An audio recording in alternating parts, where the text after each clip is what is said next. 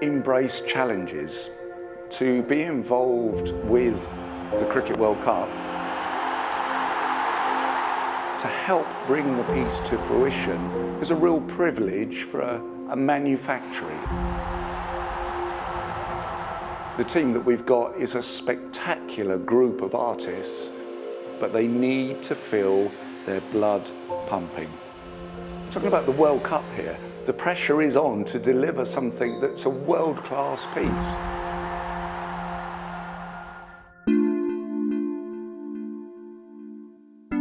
It was well designed in the mid-90s by a gentleman named Paul Marsden.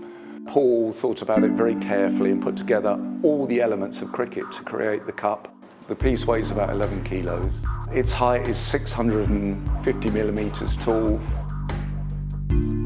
Quite often you always start with 2D drawings, like drawings that have been done by hand, sketches, that sort of thing. It's always the starting point. And then any sort of computer-aided parts are always an addition to that.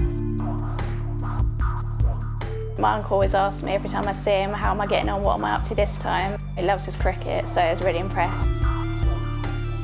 Manufacturing is incredibly difficult, and you have to have an inbuilt depth to create these pieces.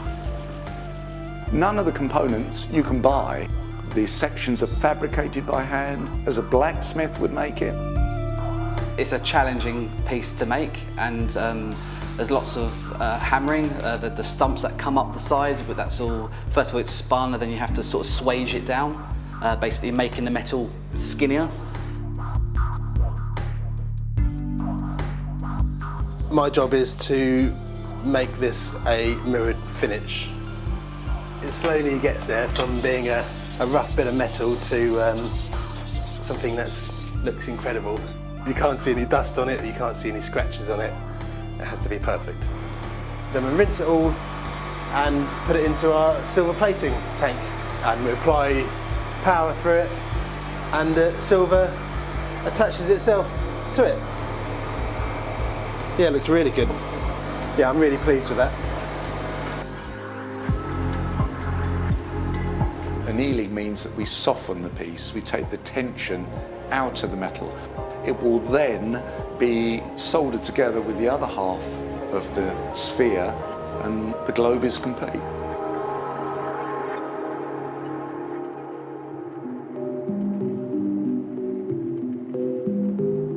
I started in '65, so near on 50 years. It's been my life. And a passion too.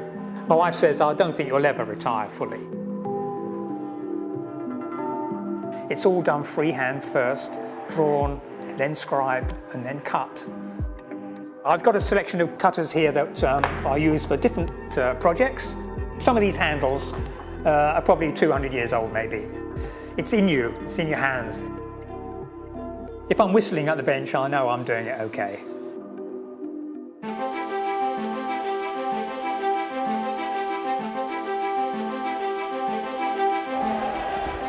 The skipper getting a century in a World Cup final. That moment when you've won, looking back now, they're the special moments of your life.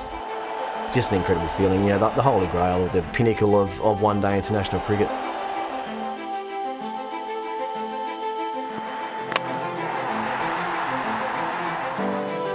Australia have won the World Cup. There is a moment when the cup is lifted, where there's a huge intake of breath. Well, in 2003, I actually woke up with it. It was in my bed with me and my wife.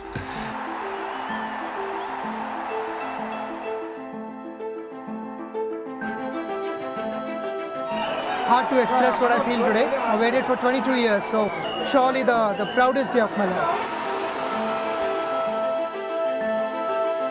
We're really proud to be able to win in your own backyard in front of your family and friends. It's a wonderful achievement. To have the Cricket World Cup in our workshop, being made, being presented next year on our own turf, it's a magical moment.